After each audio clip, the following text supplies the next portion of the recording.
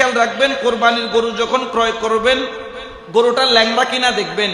যদি ল্যাংড়া হয় সেটা আপনার পছন্দের লিস্ট থেকে বাদ দিবেন। ল্যাংড়া মানে তো বুঝতেছেন, অনেক গরু আছে এমন খুরা সুখ হইছে যে এটা পা কি করতে পারতেছে না, বসাইতে পারতেছে না, অথবা পা ভাঙা, ল্যাংড়া, খুঁড়ে খুঁড়ে চলে, এগুলো আপনি বাদ দিবেন। 2 নম্বর হচ্ছে আপনি অন্ধ, যে গরু অন্ধ, চোখে দেখে না, এই গরু আপনি বাদ দিবেন। এবং ওই গরু বাদ দিবেন যেগুলো হাড্ডি বাদ আর কিছু নাই, শুধু হাড্ডি আর হাড্ডি, হাড্ডি আর হাড্ডি, উপর থেকে নিচে পর্যন্ত হাড্ডি বাদ আর কোনো, এই ধরনের আপনি গরুগুলাকে বাদ দিবেন, এগুলা ক্রয় করবেন না। এরপরে হচ্ছে অসুস্থ, যেসব গরু অসুস্থ হয়ে আছে, অসুস্থ যে কখন মারা যায় এটার কোনো ঠিক ঠিকানা নাই, এইসব গরু আপনি ক্রয় করবেন না। এরপর হচ্ছে শিং ভাঙা, এই গরু ক্রয় করবেন। এরপর হচ্ছে কান কাটা, লেজ কাটা, এগুলা গরু আপনি ক্রয় করবেন না, এগুলা দিয়ে কুরবানি হবে না। এবং কুরবানির কয়েকটা জিনিস আপনার জন্য হারাম, এগুলো একটু বলার দরকার আছে, কারণ আমাদের কিছু শায়েকরা কিন্তু গরুর অনেক কিছু খাওয়া জায়েজ করে দিচ্ছে। 1 নম্বরে হচ্ছে কোরবানির প্রবাহিত রক্ত আপনি পান করতে পারবেন না, হারাম, রক্ত খাওয়া কি হারাম।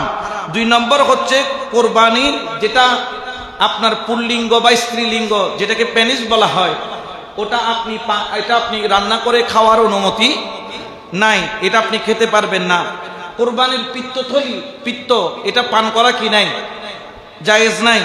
এরপরে হচ্ছে কোরবানির পশু কোরবানি করেছে, অনেক সময় দেখা যায় যে পিঠের উপর, ঘাড়ের উপর, পিছনে টিউমার হয়, মাংসের মতো টিউমার হয়, ওই টিউমার খাওয়া কি নাই, জায়েজ নাই। টিউমারটা কি করতে হবে, ফেলে দিতে হবে। এরপরে হচ্ছে গিয়ে গরুর অন্ডকোষ, গরুর কি অন্ডকোষ, এটা খাওয়াটা কি নাই, জায়েজ নাই। গরুর মূত্রথলি, এবং যারা কোরবানি দিবেন তাদের জন্য কোরবানির ভাড়াল খাওয়াটা মাকরুহে তানজি, মাকরুহে, একটা হচ্ছে মাকরুহে তাহরিমা, একটা হচ্ছে মাকরুহে তাহরিমা। তাহরিমা মানে একেবারে হারাম, যেটা কোরআন এবং হাদিসের নস দ্বারা কি প্রমাণিত। আর হচ্ছে মাকরুহে তানজি।